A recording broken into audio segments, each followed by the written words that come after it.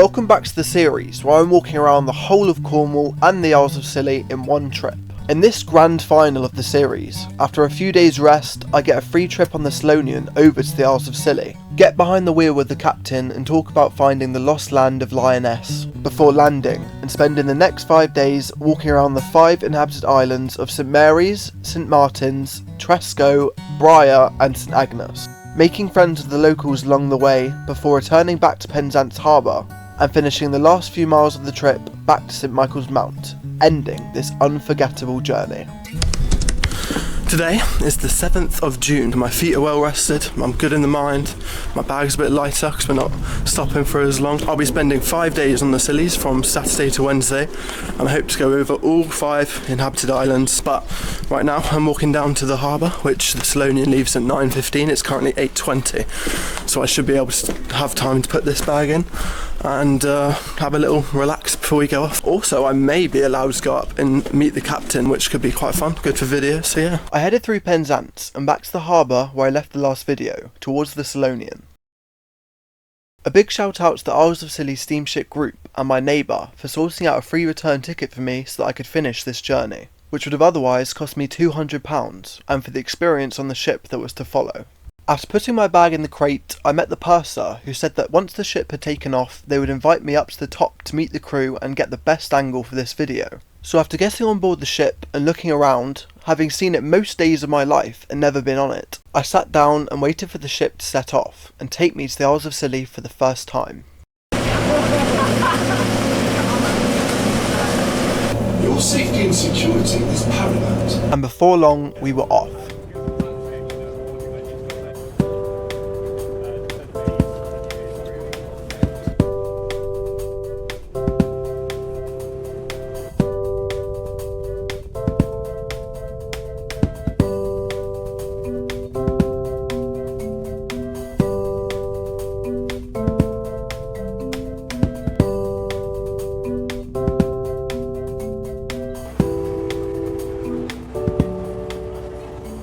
After setting off, I went back inside, and thankfully, after not needing a sick bag, I was invited up to the bridge to meet the crew. Walk the whole Scilly. Fantastic. He just wants to do a bit He wants to interview you all. See how many walks you've done. If you want to go out, you can walk all around. Thank you very much. Sorry about the rain, but that's alright. Yeah. Vintage footage. Yeah. Help yourself, Thank you. You're lucky. After saying hello, I was allowed to go outside and take a video of the ship from an angle that not everyone sees. So after hanging on for dear life in the windy weather, I had an explore around outside.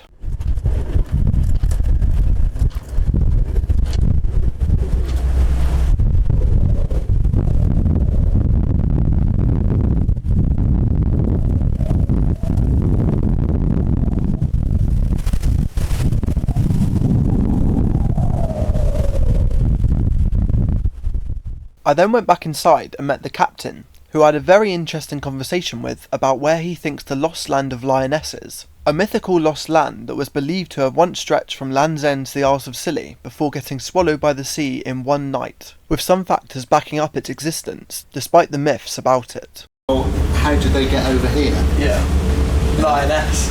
Well, yeah, so when you look on this chart here, what you've got is you've got a bit of high ground here, bit of high ground here and high ground here, so the peninsula here must have extended out here at some point for these people to get over there. I swear they've had some searches for Lyonesse and they found like things underwater, Yeah. like ancient stones and stuff Yeah. with like patterns on. Yeah, so it's all there in myth, but no actual proof, but they still don't know how the Neolithic man got over here. Yeah, or as far as I know. Whatnot, do they? Dragons.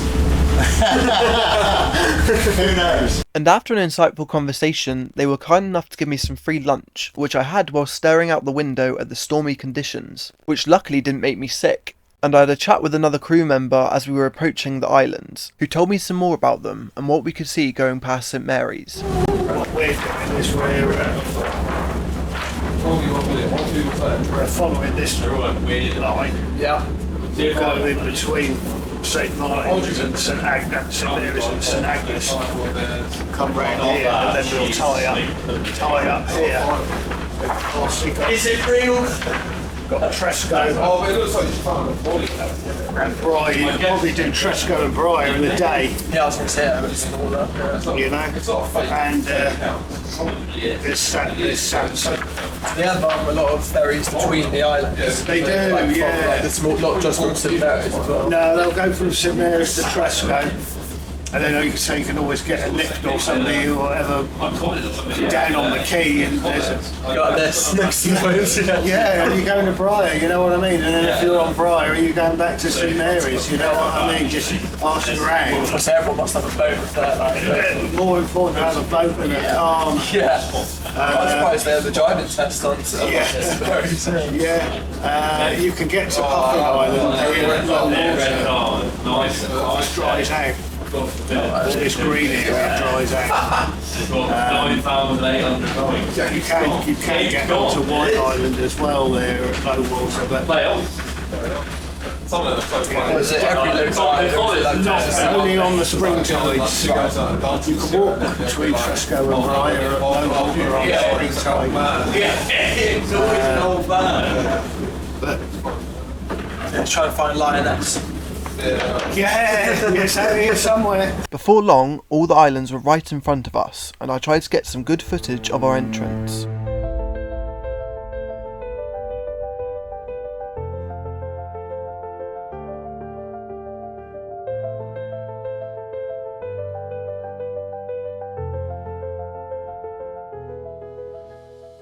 And after 2.5 hours, all around me were the islands I couldn't yet tell apart. And we were pulling into St Mary's, the largest of the inhabited islands and the one I'll be walking around today.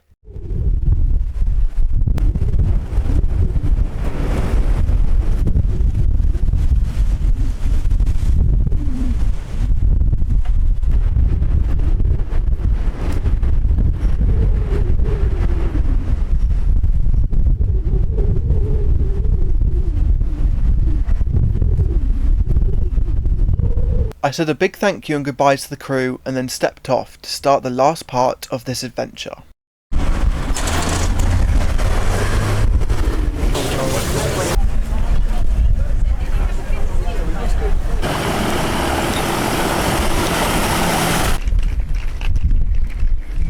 Okay, we've just landed in the Isles of Scilly. First time being here, it already feels like home, feels amazing. I just got off the Scillonian over there. Free tickets from Isles of Scilly Steamship group, so big shout out to them. You're amazing. I even got to sit with the captain, which you saw. So yeah, we're here till Wednesday, which should give us plenty of time to go around all 5 inhabited islands. We're currently on the biggest one of St Mary's, and for the first 2 days I do have a campsite booked because it's smaller, and I think it's 75% or something weird is owned by the Duchy of Cornwall, and they don't like camping. So here, fair enough, I'll go on campsites. So we have to go there at some point, bit weird, I haven't done it before. So yeah, but better get walking, and hopefully before dark we should have done this island already. This is the biggest one, it's about 10-12 miles long. So yeah, let's go! And right after hopping off the boat, I got a warm welcome from a seal in the harbour and continued into the town towards the coast path. St Mary's is the largest Isle of Scilly and has been central to the island's history for thousands of years. Archaeological remains show countless Bronze Age and Iron Age settlements, showing that somehow early communities arrived and thrived here. In the medieval period, chapels and farms dotted this island, and all islands were governed from Tresco Abbey. St Mary's grew in importance in the 16th century, when England fortified the Isles as a defence against European rivals. The most notable of these was Star Castle, built in 1593 under Elizabeth I to guard against Spanish attack. By the 18th and 19th century, Hugh Town became the administrative and trading hub, with its harbour essential for ships crossing the Atlantic. Today, St Mary's functions as the administrative head of Scilly, and whilst they have a regional council with some degree of self-governance, they are part of Cornwall through its shared constituency of St Ives and the Isles of Scilly.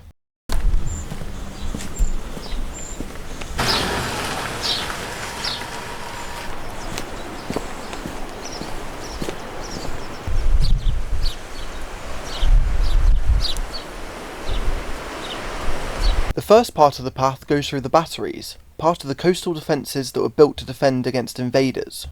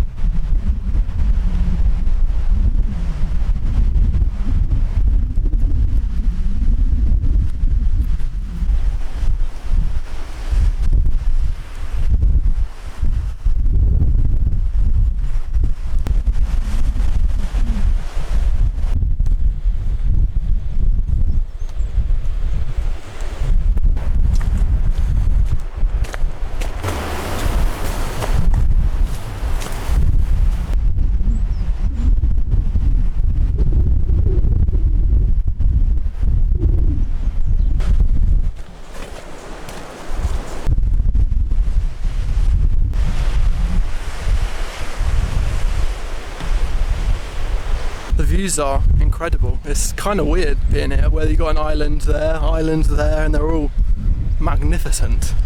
It's mental, and also the paths are flat.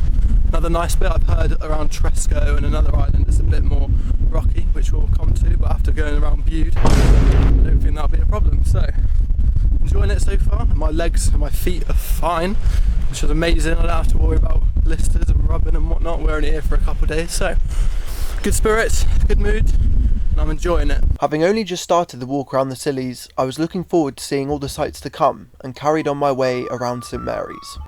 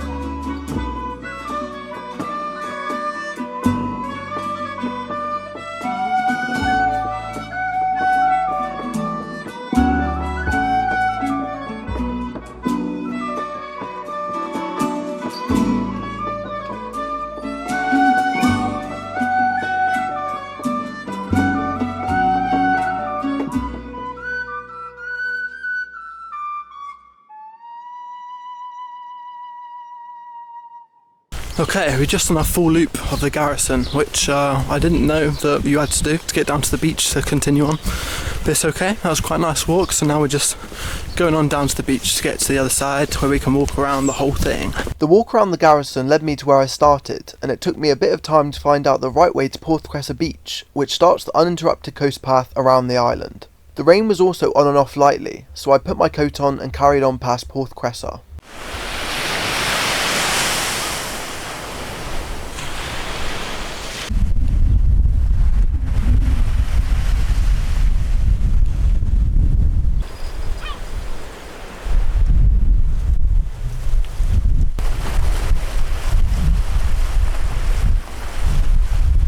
It was here I spotted the first honesty stall, which is a big thing amongst the islands, from vegetables all the way to painted art, which I found out later.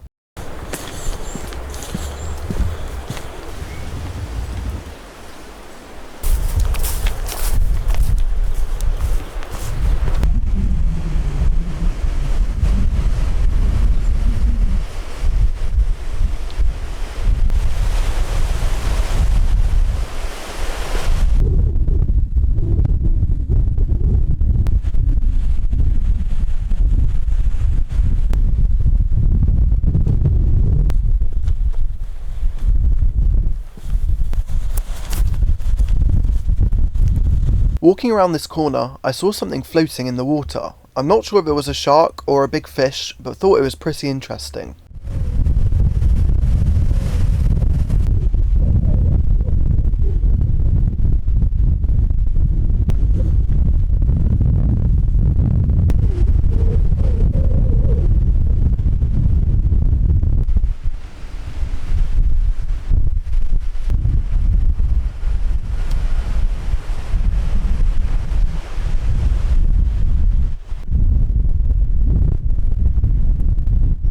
Around this area were some pretty cool rock formations, followed by Penniness Lighthouse.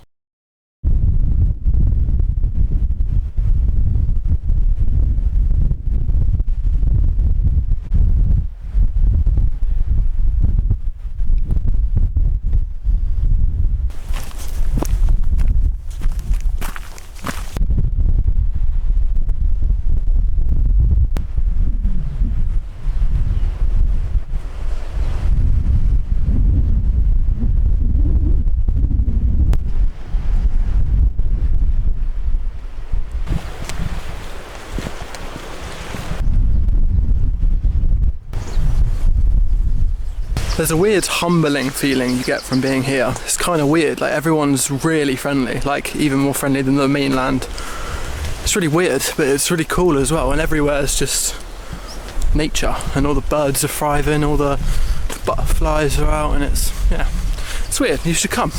Although I was only 46 miles away from Penzance, it did feel like I'd entered a sort of humbling world, with the only word I can use to get close being paradise.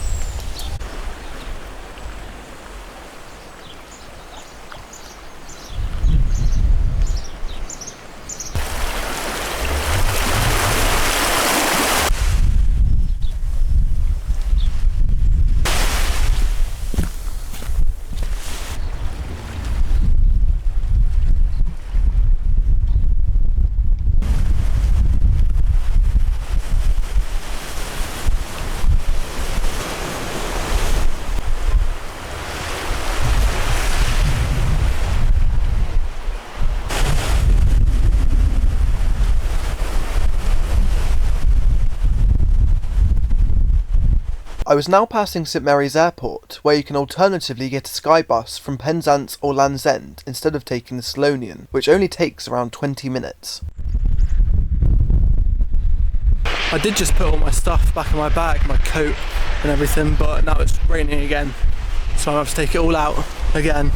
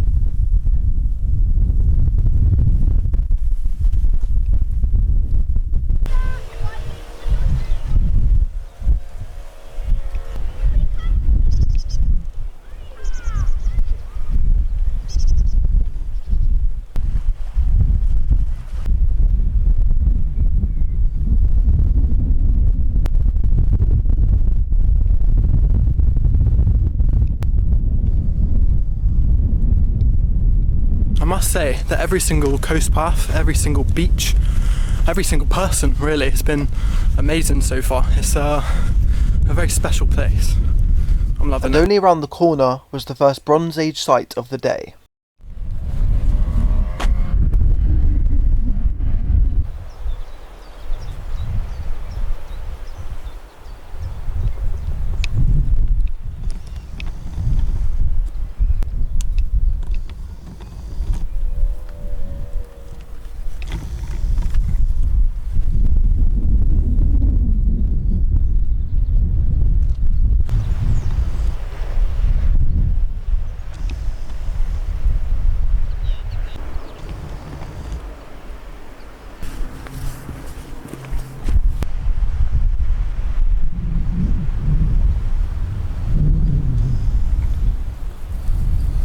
Just off the coast, I can see a handful of the approximately 140 uninhabited islands, including Great Ganilli, Ragged Island, Great and Little Innisvols and Arthur, and Menawethan, all part of the Eastern Isles.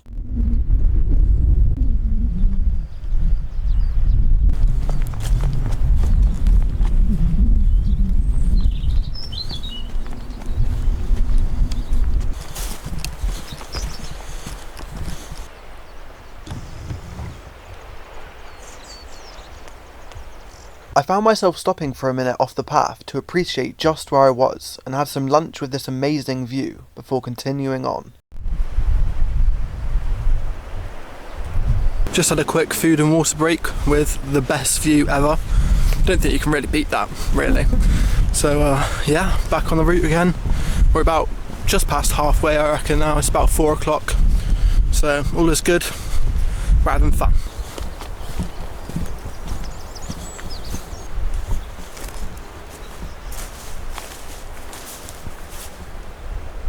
Okay, I did go a bit off course there. The path kind of went in two directions that looked exactly the same, and I went on the wrong one, but we're back on the right one now.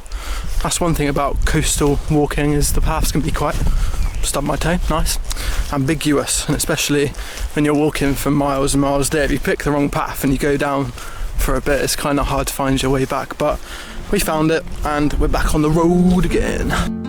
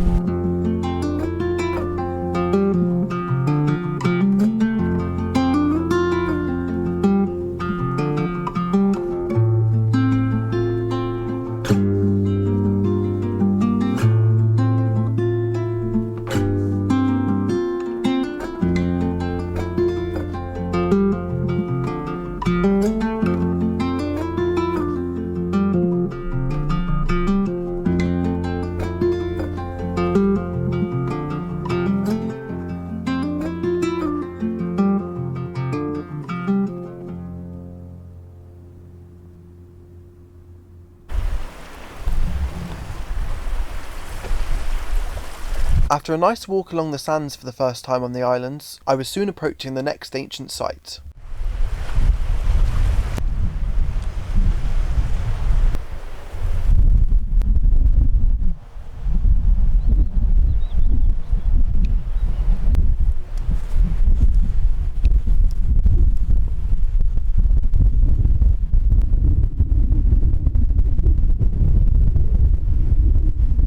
And the next swing that I had to have a go on.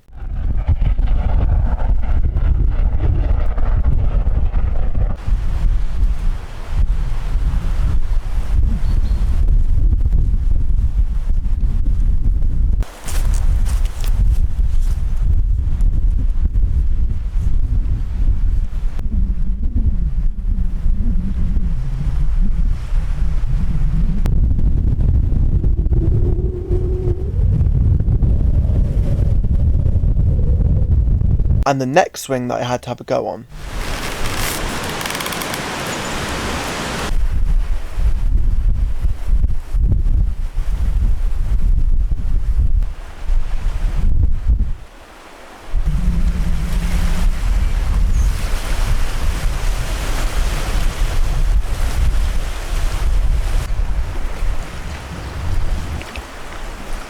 Weirdly enough, for the first time on this whole trip, my legs are aching.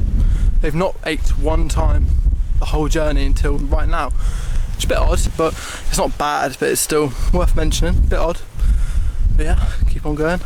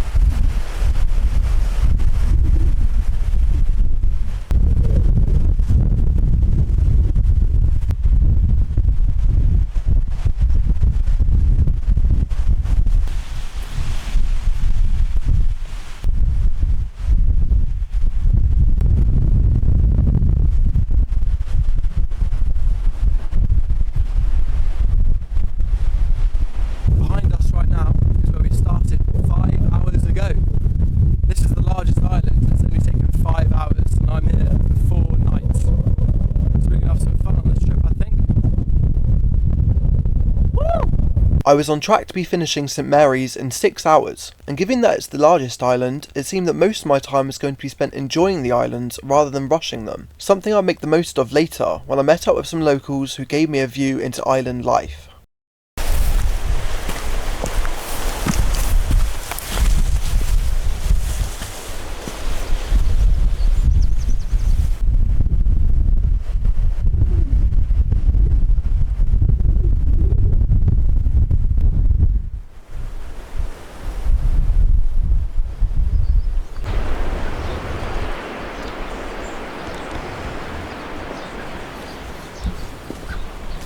This was another honesty shop, but this time with hundreds of pounds worth of stock.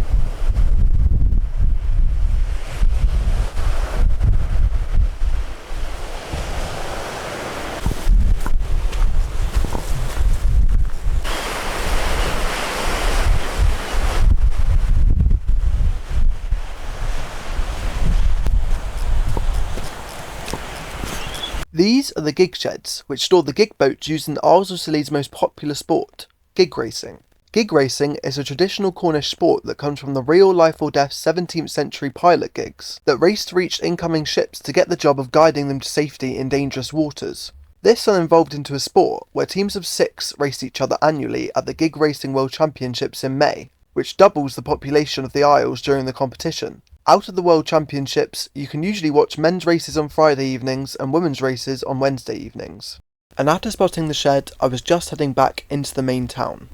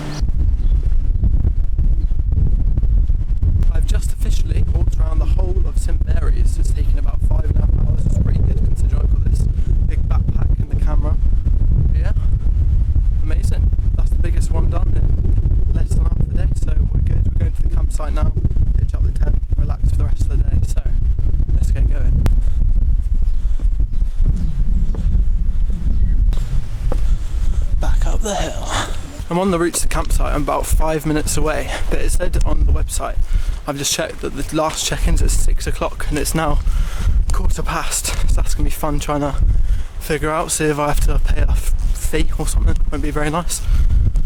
But yeah, almost there.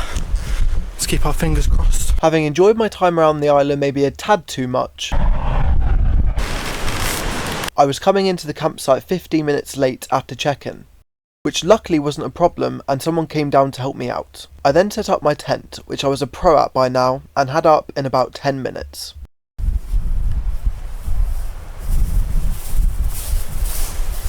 We are officially put up. First time in the campsite, but that's part of the fun. So yeah, I'm going to go to the pub now, get some food, get some drinks, and go to sleep. I ended up going to the Mermaid Inn for some food, and then meeting a follower and went fishing for about half an hour. But I didn't bring my big camera with me, so here's a video of me on another swing and of the sunset, and this was the end of day 29.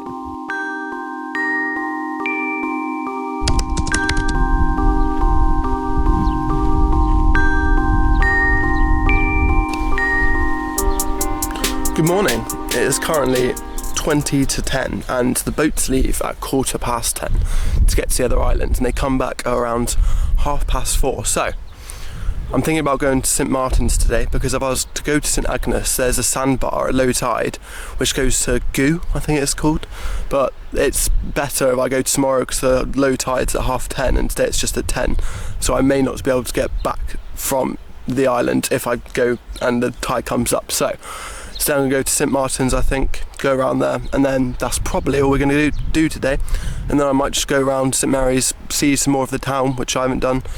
So yeah, I think that's going to be the plan today, so we can go down and see what the boats are like. I made my way back down from the garrison campsite and checked the board for the day. Ferries across the island only operate at a few times a day, and if you miss the last one, there's a strong chance you'll be stuck on it overnight, so I had to be punctual to get back. After checking the times, I headed back down to the harbour where I got dropped off from the Scillonian, and paid £14 for a return ticket to St Martin's, and found my boat amongst the flurry of other boats going to other islands and enjoyed the ride over.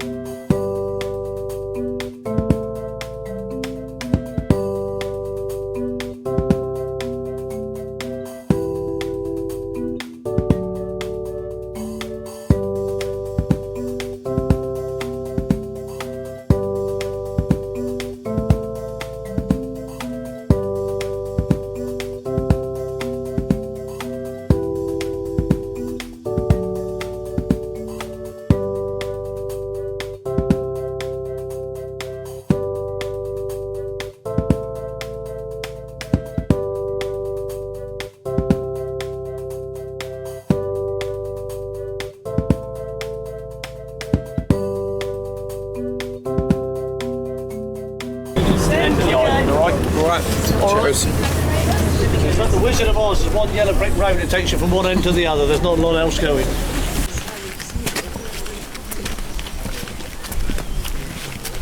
St Martin's is the third largest island and has 3 main settlements of Higher, Middle and Lower Town, with entrance graves and ancient field boundaries showing that people have lived here since prehistoric times. The island's biggest landmark is the Daymark, a red and white painted stone beacon built in 1683 to guide ships. Farming has historically been central to life on St Martin's, with flour growing for export becoming important in the 19th and 20th centuries. Fishing, though on a smaller scale, also supported the community. The Church of St Martin's, first built in the 17th century, gave the island its name. A granite quay at Higher Town improved access for boats, helping trade with the mainland.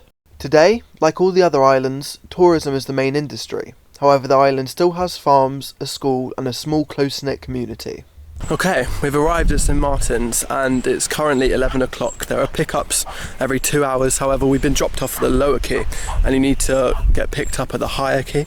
So I'm going to have to walk around the whole thing and then walk half again to get to the other side to get picked up. So, a bit annoying, but oh well, we can all do it again. I reckon I'll probably walk around the town and do some random bits anyway, because I've got a bit of spare time, so yeah, let's get going. And just like that, I started walking around the second island of the trip.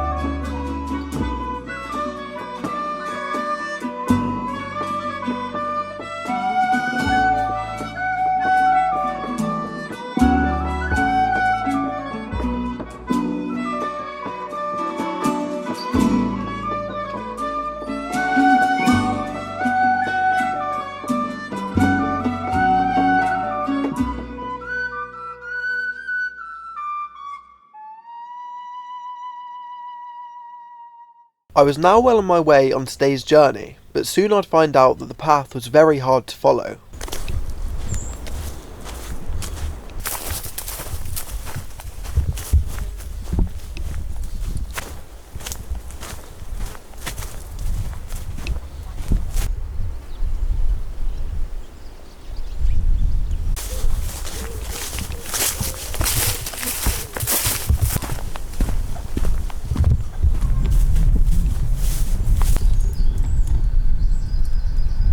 Well, I'm a pirate, so I can't go that way. I took the wrong turn somewhere and I got to go back a bit. Which would you reckon was the coast path? Not the one heading to the coast, it seemed. So I made my way back along to find the right turn.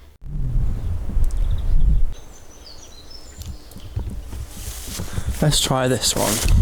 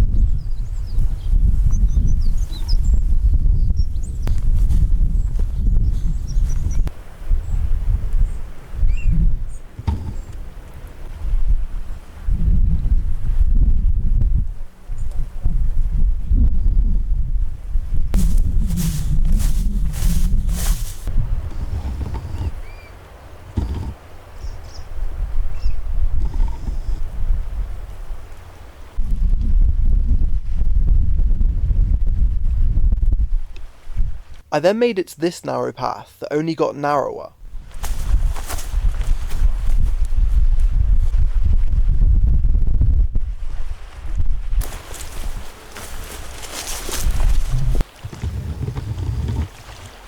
And all that pushing through bushes deserved a little rest. Behind me is the quay that I have to get the boat back from, so all that I've walked already, I'll have to walk again, which is a bit annoying, but with the sights it's not too bad. So still got quite a bit to walk. We've done 2/5, so yeah, got a bit left to go.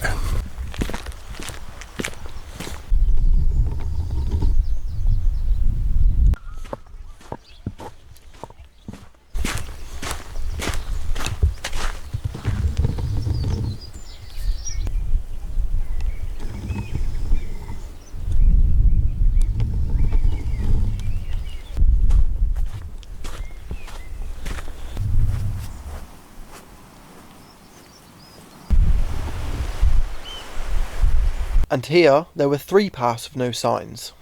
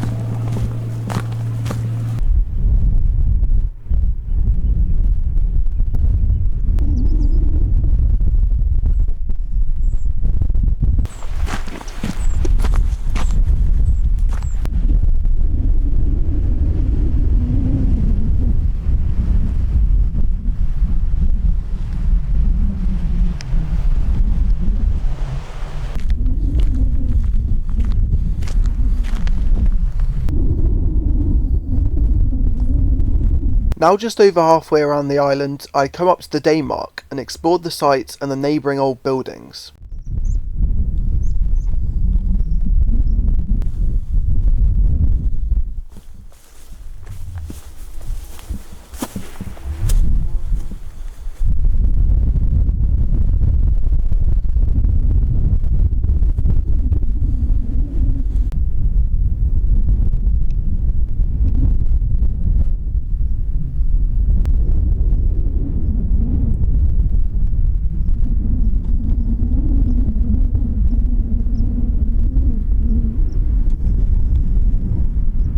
Okay, there is a slight situation.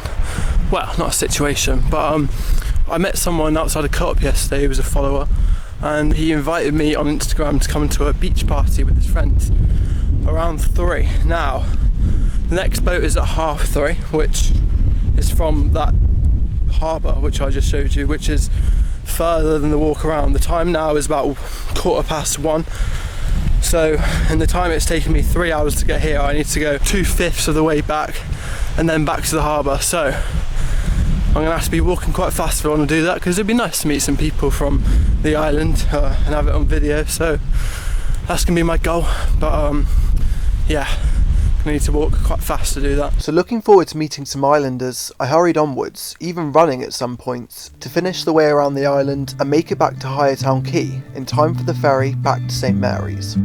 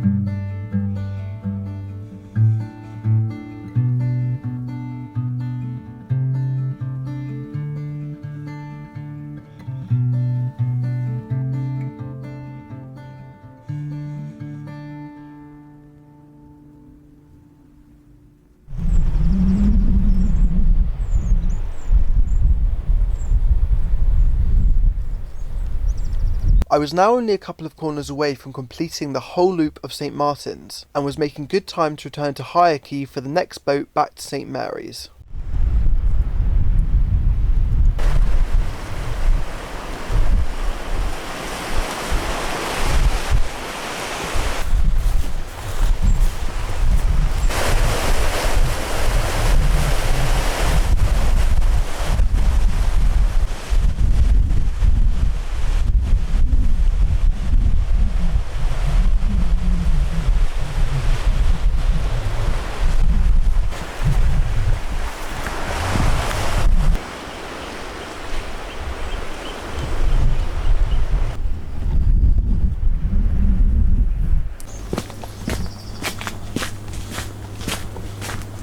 Okay, I've officially made it around the whole of St Martin's. It only took me about 3 hours, something like that. Not too bad, a bit of running because I thought that I was going to be quite slow, but apparently the end was quite fast. It was quite flat, it was quite nice as well, quite a nice island. So the time now is about 2:20, and there's a boat leaving back for 2:30 and 3:30, so I'm going to try and make it to Higher Town for 3:30. I think I'm going to go across the roads because it's new territory, something new, instead of going around the coast again. So it will take about half an hour until I get back to the quay, where I can get to the boat back and hopefully meet that person and have a nice time with them. So yeah, I'm going to be off now. I'll see you in a bit. After walking around the island, I started heading through the middle to get back to the quay, and to see the rest of the sights the island had to offer.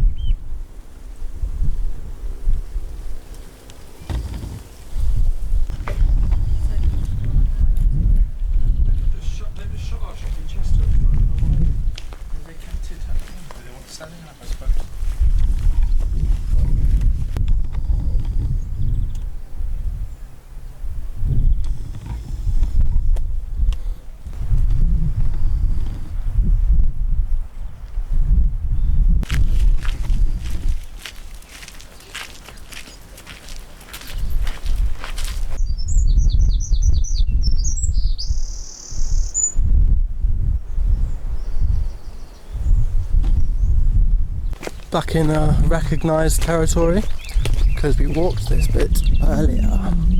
I could now see the quay again and knew that I'd make the next boat on time, and after walking down and having a quick look around,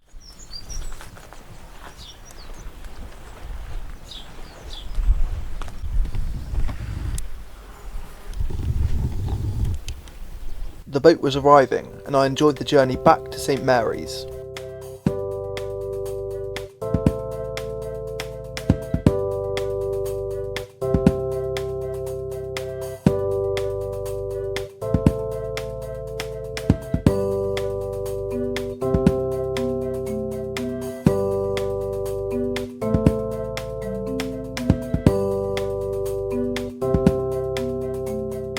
Thanks. Thank you very much. Alright, no worries. Thanks very much. And just like that, I was back on St Mary's and heading towards the pub to meet some new friends.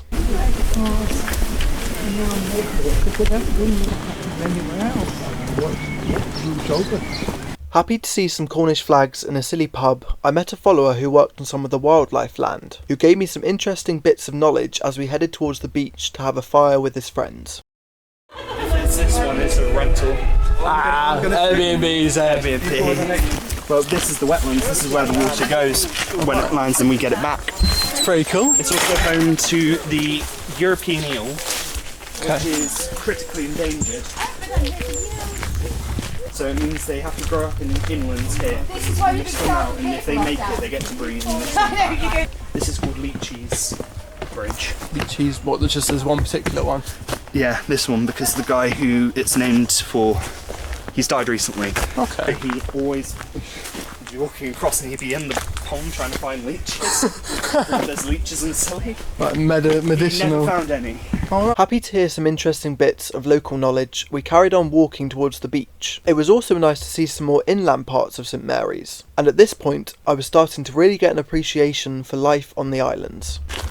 They're highly invasive. They carpet where the mallow-grass wants to grow, and the mallow-grass roots really deep into the dunes and holds the soil together, whereas this sits on top of it and stops anything growing, and its roots are quite... I reckon I'm not going to do it because it's this big house, but if I lifted it up with one hand I could pull most of this up. All entangled and whatnot. Like, yeah. and like you can go and do that and it doesn't hold the soil together. Right. There's a slight, like people make an argument, yeah, but the waves hit it and crash instead. Yeah, but it's not growing where waves are hitting it most of the time. Soon we had arrived at the beach and used some broken pallets from the woods to start a fire.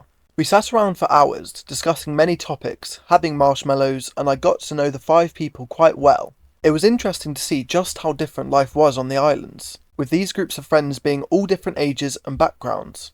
One being 37 from Wales, another being 30 from Essex, and the one who invited me being 22 from St Mary's, and all getting on as if they had known each other for a lifetime. Time on the Scillies goes fast, and soon it got dark. One by one we left, and I even taught some Cornish. Kono, Bish, Vicken, Onen, Hagol. Onen, Hagol. In the darkness, I then headed back to the campsite. Walking through the main town, I didn't even see one person on my way back, and this was the end of day 30. Good morning from the tent. I ended up having quite a good night last night with the people I met. We stayed up till like 12 and then I went back home to the tent. It's now about 8 o'clock and I have to be gone by 10 because we are off today out of this campsite now. I'm thinking about going to Tresco, because if I go to Tresco today I can either camp on Tresco or Bryher on a campsite or wild, I'm not sure yet. And then I can do both safely without having to come back to the mainland to St Mary's and staying here again and maybe worrying about getting a boat back. And I think you can get a boat from Tresco to Bryher, so I think I'm going to do that today, depending on what the tide times are and the boat times. And then I'll do St Agnes tomorrow because it's kind of short. I think it's the 4th smallest and Tresco's the 2nd largest, so it'll take a long time if I do that today. So I think it's Tresco and maybe Bryher today. I'll do that early tomorrow. So yeah, we got to pack up now. It might take a bit longer, but yeah, so let's go. After having it up for 2 nights, it was now time to take down my tent so that I could camp on another island. My plan today was to try and do Tresco, the 2nd largest island, and Bryher, the smallest island, in one day. These islands are right next to each other, and I was planning on camping on Bryher if I could get over to Tresco without having to go back to St Mary's. And after packing up, I headed back down to the harbour to check the board for today's tide times.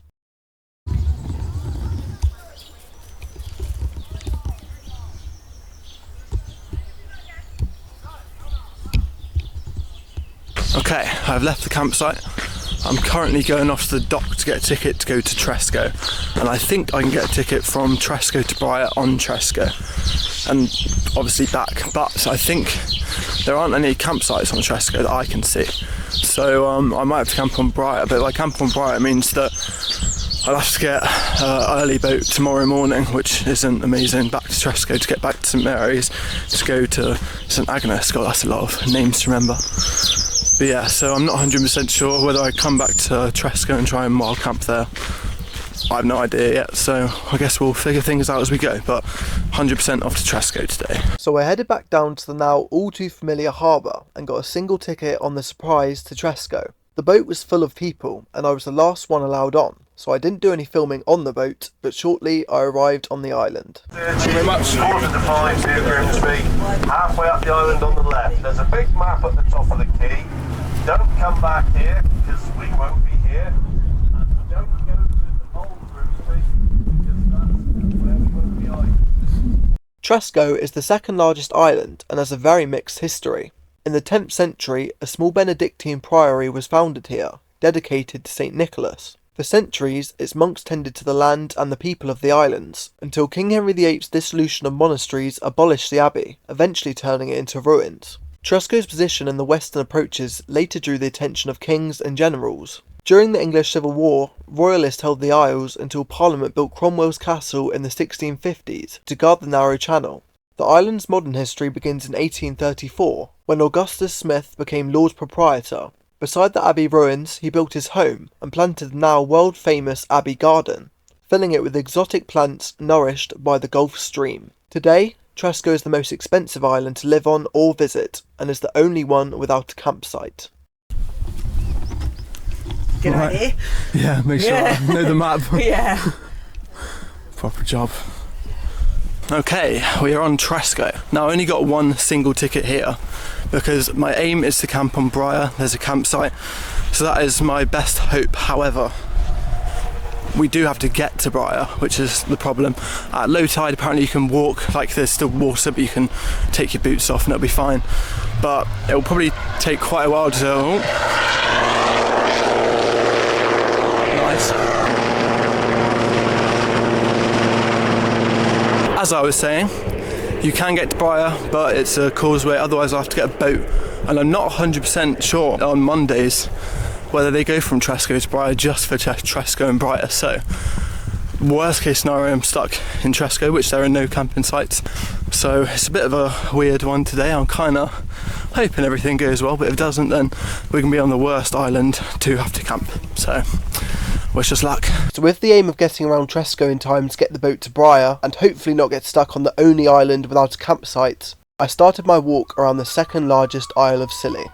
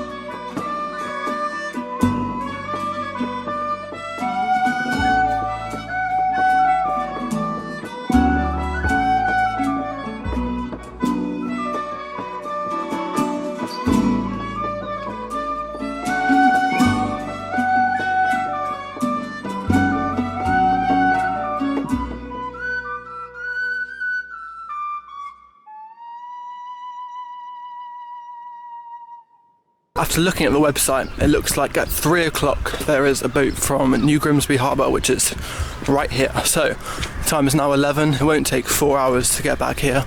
So I think we're pretty good to get to Bryher today. I've got quite a lot of stuff in my bag today. The last 2 days because I pitched up the tent, not had my tent or my sleeping bag or my clothes in, but now I'm just like falling backwards, and I've got loads of drinks and snacks and everything as well. But not too bad, it's manageable, but it's worth mentioning we may be a bit slower today. But already I was walking up to Cromwell's castle, one of the most visited sites on the islands.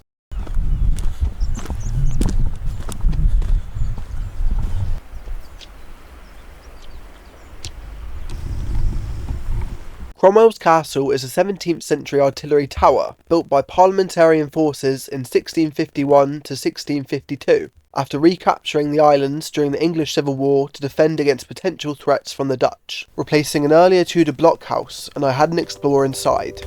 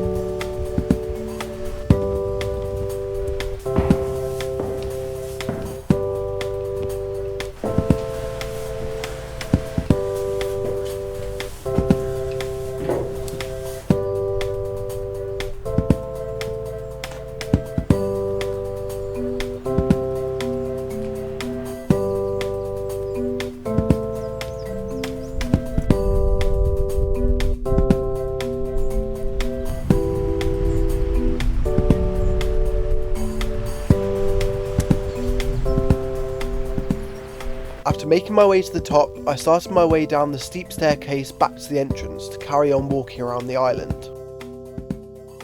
That was without a doubt the coolest thing I've seen at the Scillies. It's just a really cool castle, but there's another one right up there, so let's give that one a look.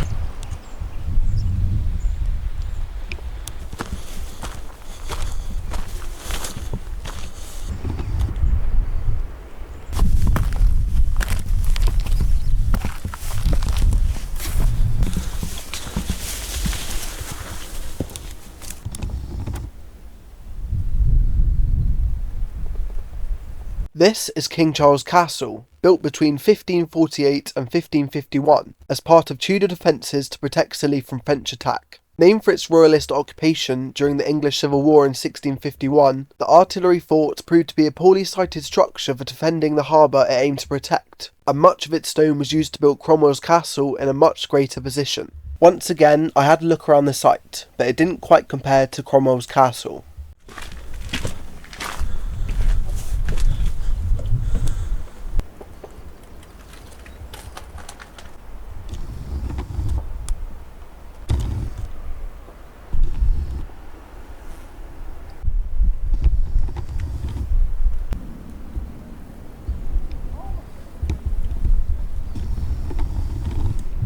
And after having a quick look around and admiring the views from a high point of the island, I headed back on the path, with the time gradually getting on before I'd have to take the only boat of the day to Bryher.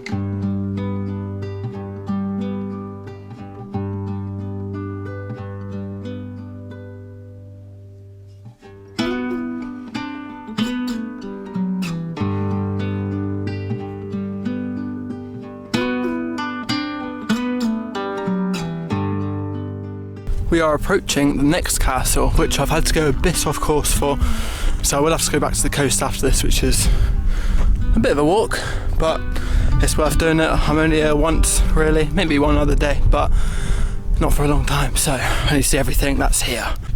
Never mind, it's the exact same castle. That's pretty stupid.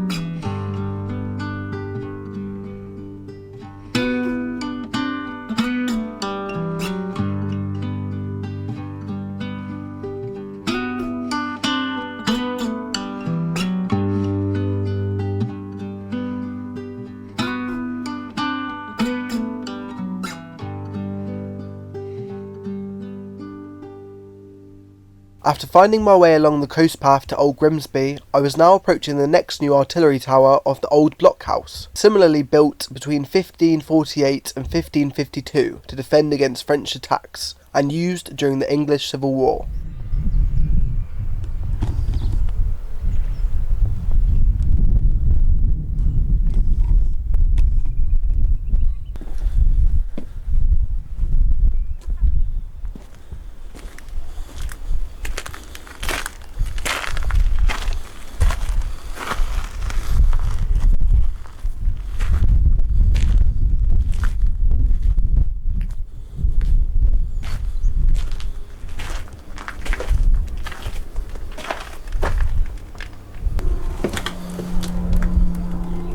And after having a quick look around, I checked the clock and realised that visiting all these sites was cutting into my time.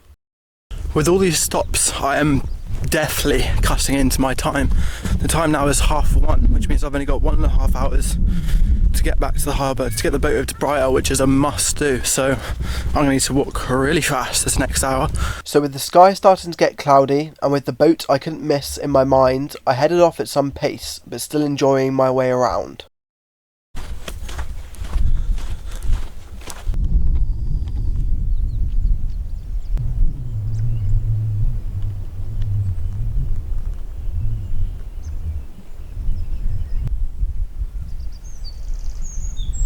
And in a near field I could spot a golden pheasant that Tresco is known for.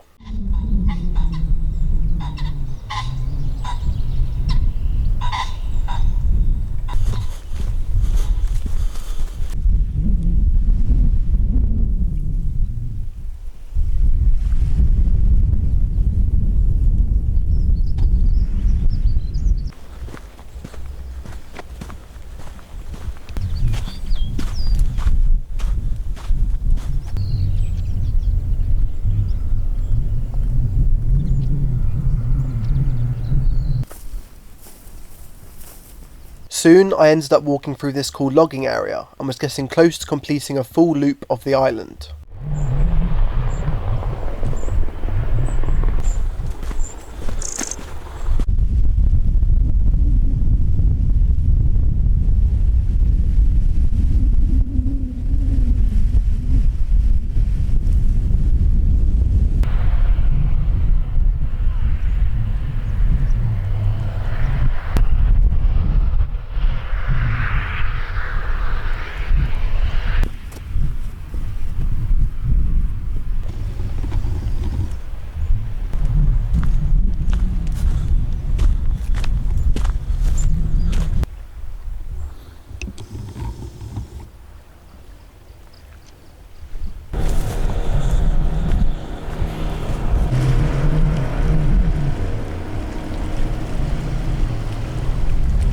I have now officially made it the whole way around Tresco.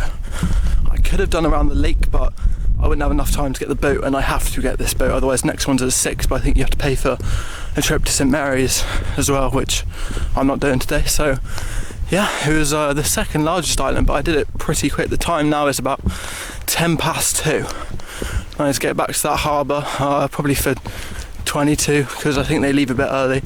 So yeah, so I'll tickets, I can see the corner, but it might take half an hour. So yeah, I think we're right on time to get to Bryher, go to the campsite, probably put up the tent, and then walk around Bryher, the smallest island. And then we've only got one more left to do tomorrow, so let's go. After walking around the third island of the trip, I was now heading back to New Grimsby Quay, where I'll be getting the boat to the smallest island of Bryher, hoping to have walked around both by the end of the day.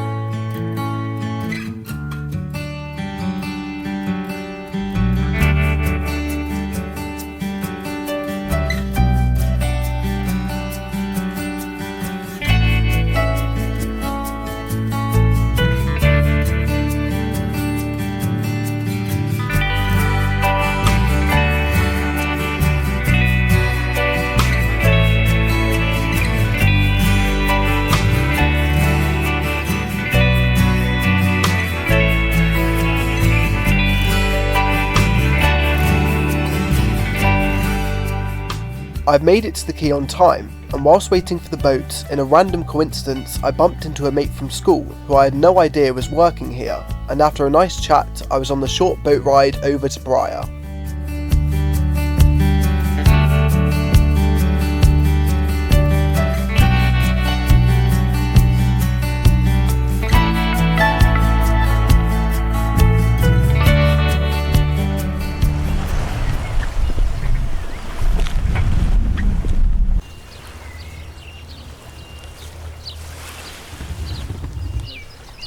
Bryher is the smallest inhabited island of Scilly and has evidence of ancient settlements still visible. Its coast has claimed many shipwrecks, and islanders had long been involved in salvage and piloting. From the 18th and 19th centuries, kelp burning for soda ash became an important industry, alongside small-scale fishing and farming, including flower growing, with boat services and tourism now providing most of its income. As soon as I arrived, I made my way towards the campsite, which thankfully wasn't too far away, so that I could set up my tent before heading around the island.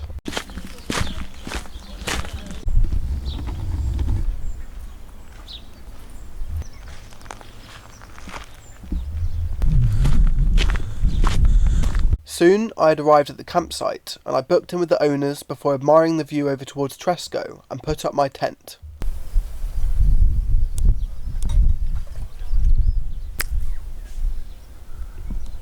Okay, the time is 5 o'clock. I spent about an hour and a half in my tent, well, putting it up, and then spent a bit of time in there just relaxing. But now, yeah, I'm at Bryher, and it's the smallest island. It's about 4 or 5 miles, so it'll maybe take me about 2 or 3 hours to walk around. I haven't got my backpack on because there's not much point. I've had some food, so yeah, this is more of like a fun walk, maybe a bit smaller one, so yeah, let's enjoy it. So with the weight off my shoulders and the penultimate island to walk around, I set off on my way.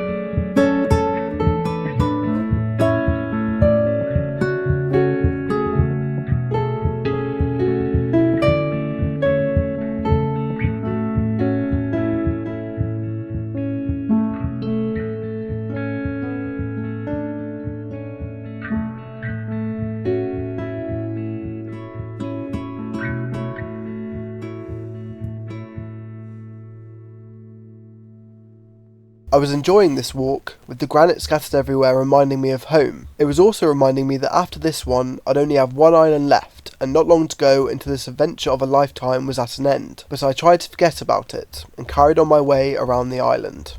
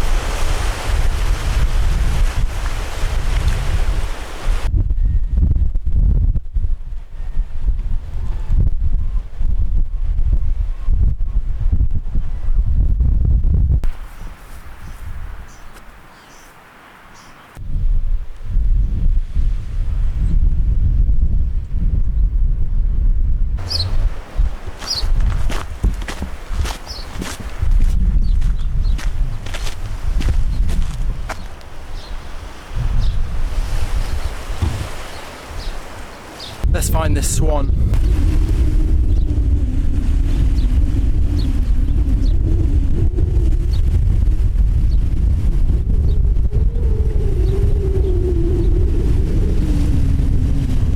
I didn't find this one there 3 signs up about, but I did find this cool Honesty Box art shed.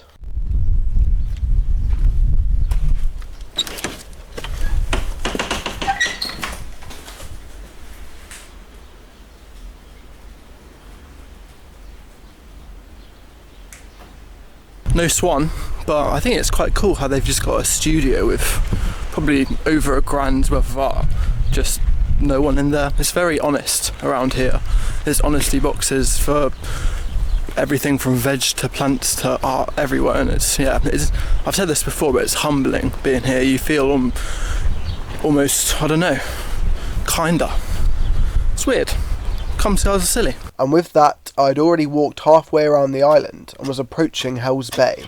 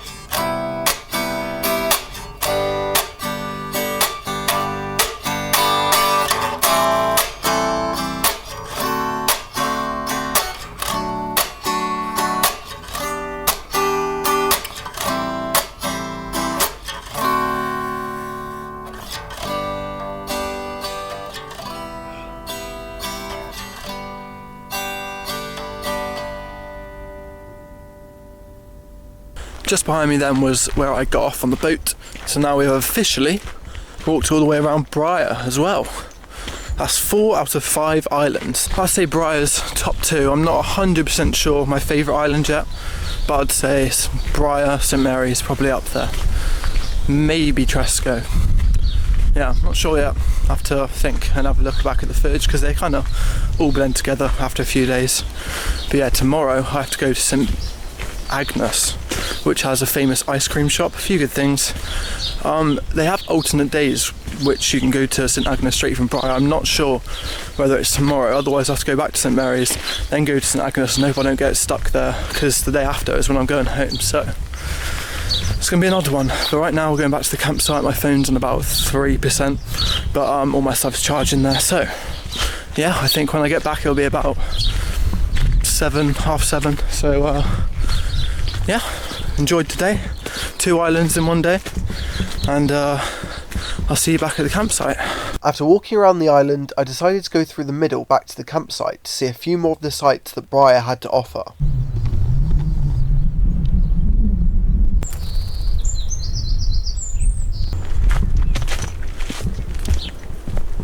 It was here where I found out that they did in fact have a boat going to St Agnes tomorrow, and I met a new friend.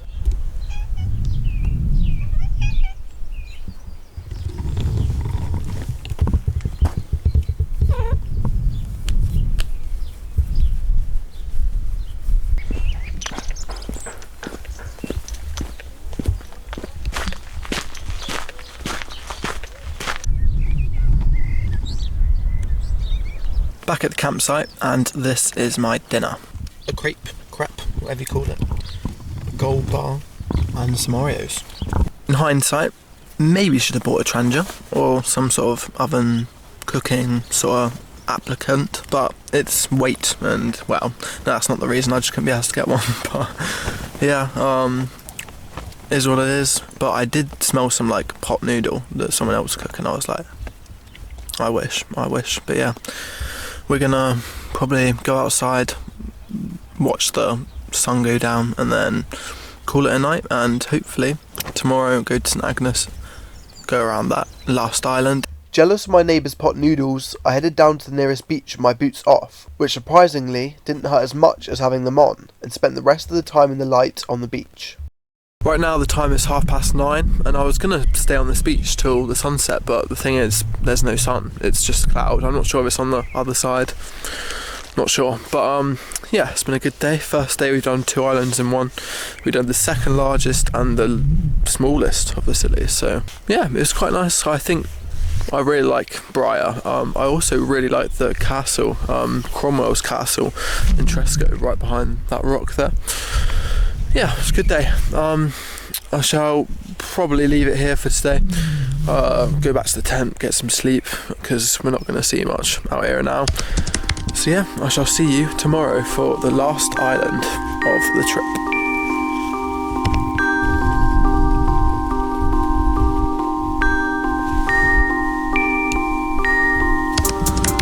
Good morning.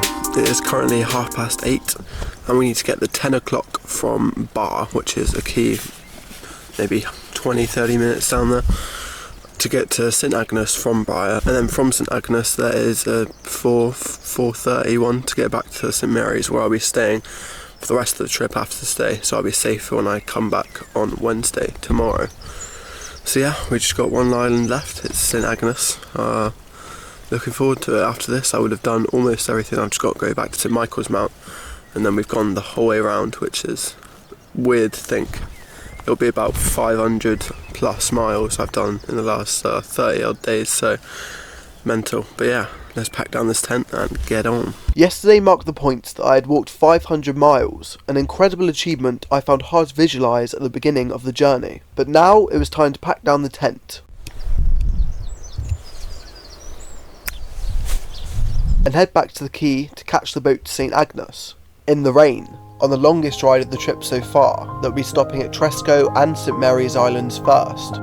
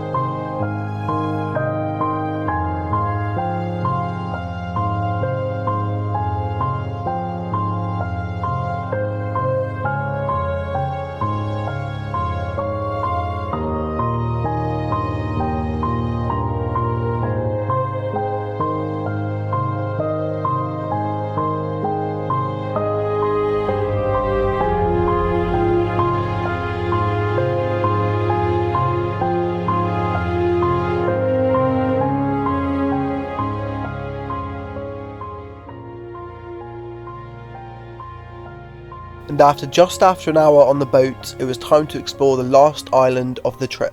Thank you very much. All right, cheers. Thank you.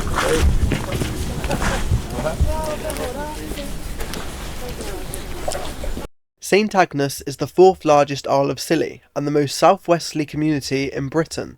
Like the other islands, there are ancient sites showing millennia of settlement, although only around 80 residents live there today. Historically, the island's economy centred on farming, fishing and boat piloting, and is today known for its Troy Town ice cream, the lighthouse, bird life and its rugged nature. It's also connected to the unofficial 5th inhabited island of Scilly called Gugh by a sandbar, with only around 3 people living on it, although historically used for cattle grazing. After arriving at the island off the boat, I walked up the quay and started heading around the corner towards Gugh.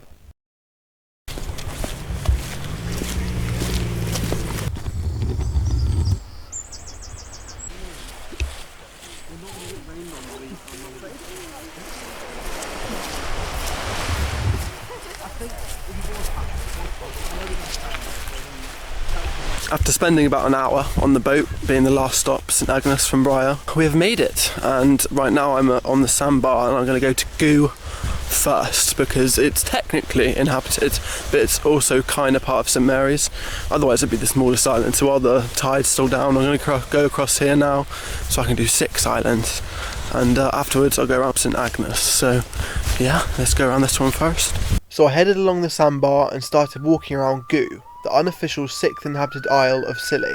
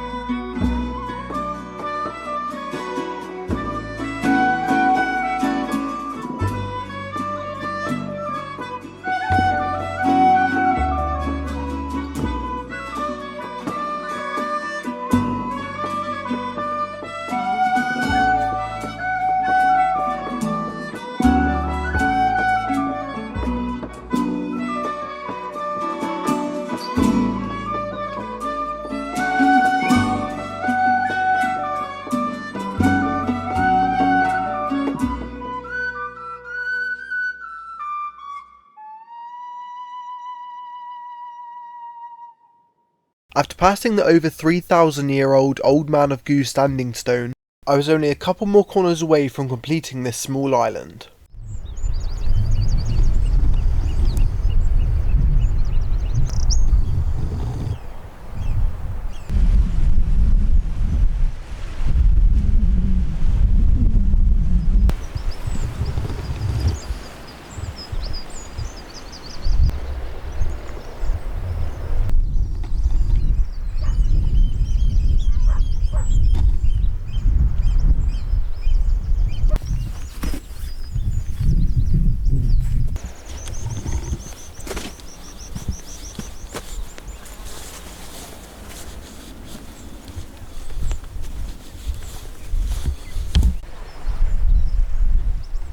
Side quest complete. It was now time to walk around the last island of the trip, which would turn out to probably be my favourite, and so I started heading along the coast path.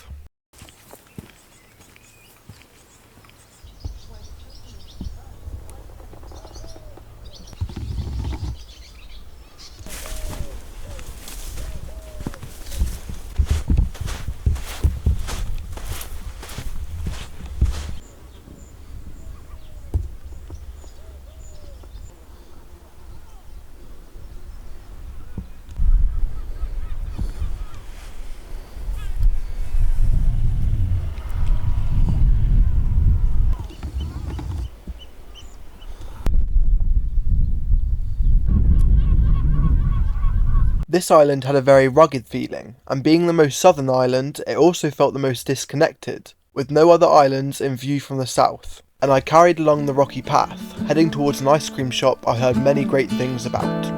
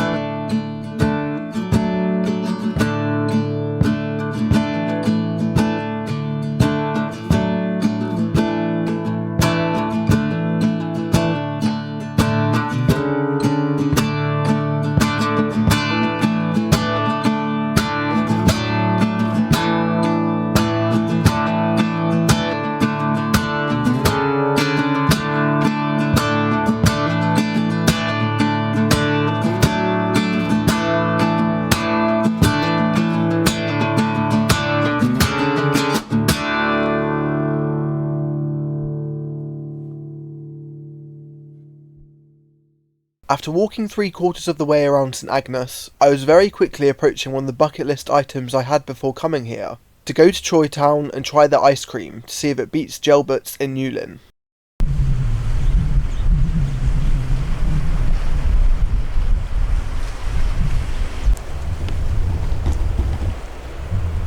Arriving into their campsite, first I decided to grab some dinner at Gab's Fish and Chips, where he literally pointed to where the mullet was caught just over by Annet Island a day ago. And no word of a lie, they were the best fish and chips I've ever had. I then went up to the farm and tried their ice cream with a mix of flavours and sauces, and this also beat out any ice cream I've ever tried. So falling in love with this little corner of Scilly, I decided to pitch up in their campsite and spend my last night here, with birds coming in and out of my tent as I was setting it up.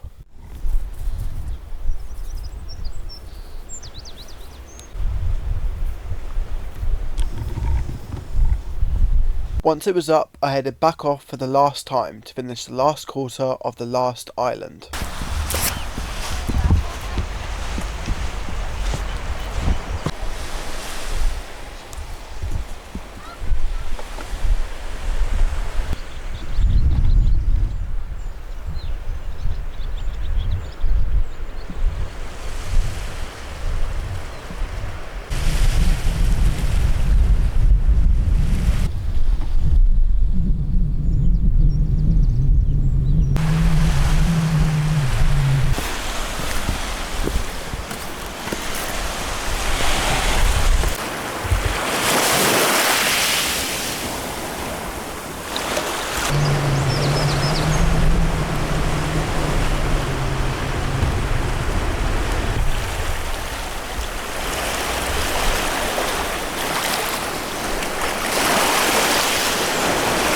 One of the good things about going on a campsite here is that you don't have to bring your bag, because in Cornwall it's a bit different because you don't walk back to where you've been on the coastline. Yeah, I'm enjoying this rather than lugging a massive bag around. It's just hurting. So yeah, St Agnes, undeniably my favourite island. Best ice cream, best fish and chips. We've only got a tiny bit left and I'm probably going to go to the post office, try and get some snacks and whatnot because I've run out. Yeah, it's amazing. Let's go.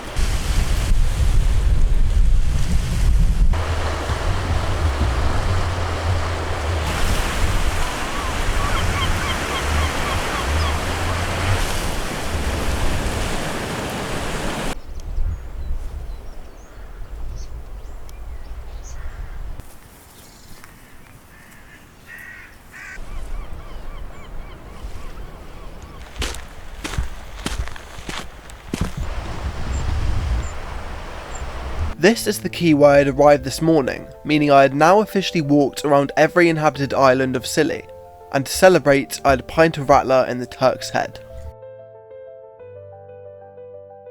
And just like that, I've done every single inhabited island and Gugh. It's mental.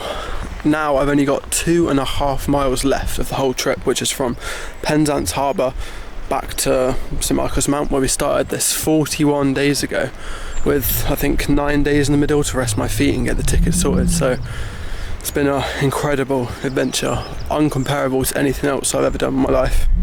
And yeah, I really recommend doing something like this, especially at this sort of age, 20 I am. Tomorrow we have to be at St Mary's Harbour. I'll probably be there 3:30 because then I need to get my bags checked in, all the rest of it. So yeah, tomorrow I think it's 10:15 is the boat back to St Mary's, where I'll just hang around for a bit, not go off too far. So I'm going to go back to the campsite now, and yeah, see you in a minute. I decided to head back to the campsite through the middle of the island to see some more of St Agnes. I stopped at the local shop and got some local cider, snacks and another Choy Town ice cream flavour to try out at the lighthouse.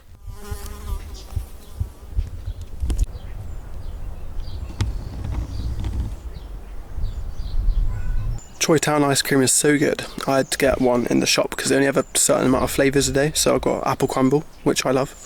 Let's give this one a go. Obviously not as fresh as the actual place, which is like 10 minutes down there, but still very nice. And after walking past these cool granite snowmen, I finished my ice cream and then decided to grab one more portion of chips to fuel me up.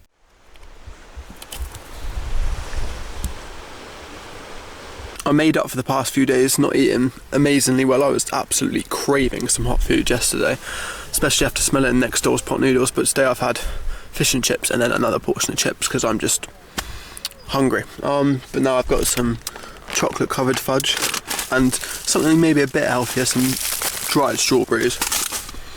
There's not too much to do. What's the time? Where's the food? Bits in my pocket? No, okay, I don't know. It's about 7, about that. So it's still quite early. We've got like 2.5 hours till sundown. I might go for a little walk that way because I think there was a maze or something that I didn't see, so I might go back there, try and look at that. Otherwise, I'm happy being here. Good view. This is one of the best views actually, so yeah. So after relaxing at the campsite for about an hour, I decided to head back off on the coast path to look for a maze I'd missed the first time around.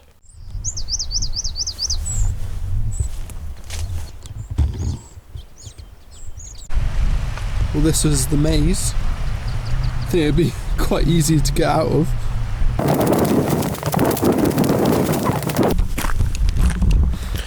Side quest complete. I then decided to go on a few side quests, such as for some reason climbing this rock, and then to do some stone stacking.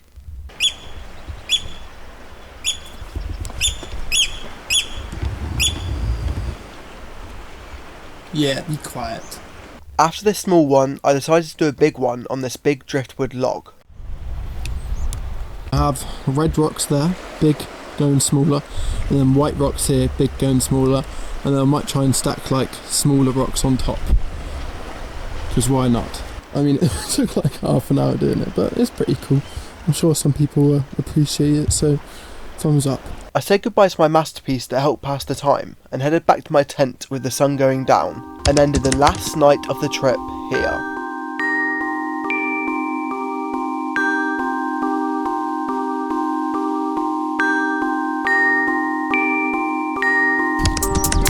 Good morning for a final time on this trip. It's mental to say that. Wow, can't believe this is the last night I'll be spending in this tent for a long time until the next trip. But yeah, me and to pack up, get on. Still need to pay for this campsite and then I might get some ice cream. So for the final time on this trip, I took my tent down and thought about every camp that had led up to this moment. The struggles, the triumphs, and the people I'd met along the way. Before paying for the campsite and grabbing a final ice cream and then heading back to the quay to return to St Mary's.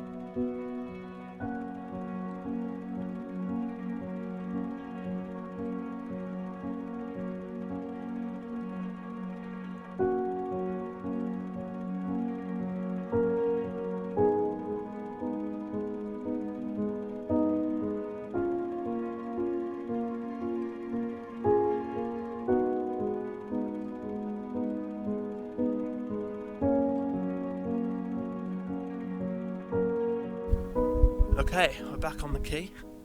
I had a nice conversation with quite a few people on the boat, which almost happens every time now.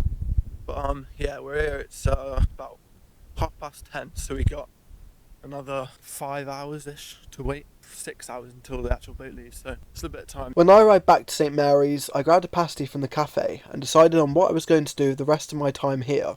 I decided to walk to a big garden a few miles away, and then to meet up with a friend I met here a few days ago. So I set off, and after about an hour walking next to the roads, I reached Carrick Gardens, and I had a look around.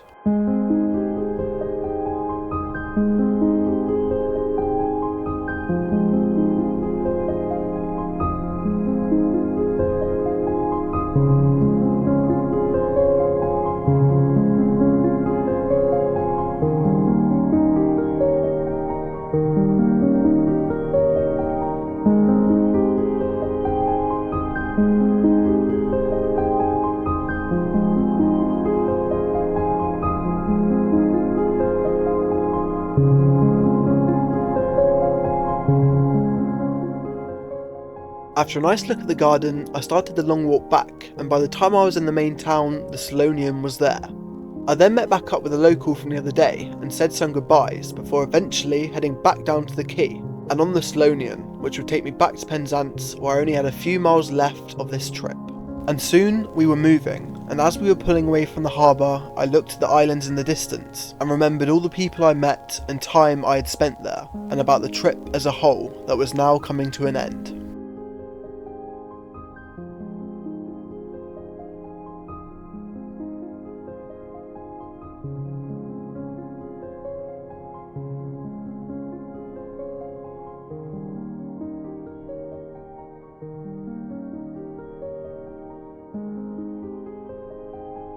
As the islands gradually got further and further away in the distance, I went back inside and grabbed a pasty and stayed there for a while.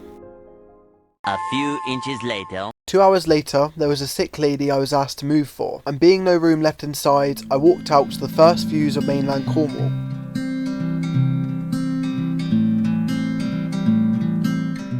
And although I was quite literally the only one without a jumper or a coat in the biblical winds, I was still enjoying the trip back home.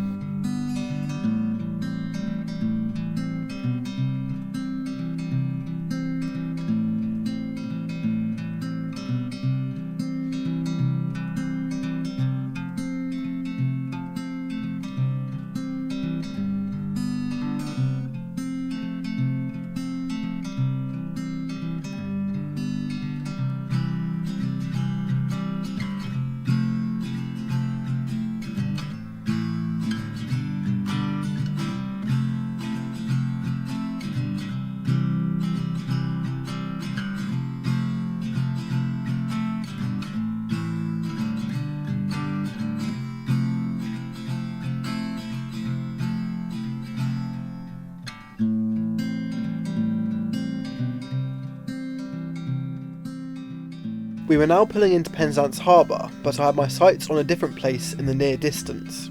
Once we had docked, I went back inside and waited to be called off to collect my bag, where I could then start completing the final few miles of the trip.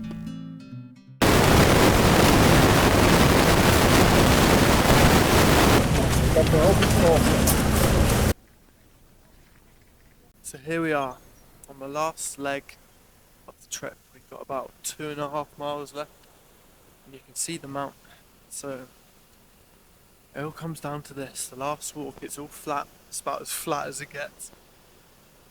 Christ, I put the coat on because it's a bit cold, but that's at least about what it is right now.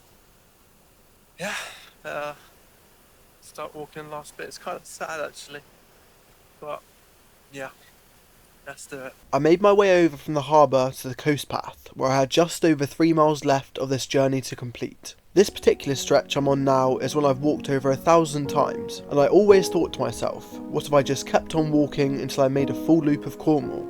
Finally, I had completed this dream, and 543 miles later, I was almost back to where I started. I think it's safe to say I've got the bug for these long journeys now, and I hope each and every one of you can experience something like this in your own life, where every day are new sights, new friends, and new experiences. I've decided I'm going to be walking around the whole of Wales next year, in hopes of one day walking around every Celtic nation and doing videos like this full time. This series has taken 5 months to edit, and I've learnt a lot about filming and editing throughout this time, so that future videos keep getting better and better, and this is only the start.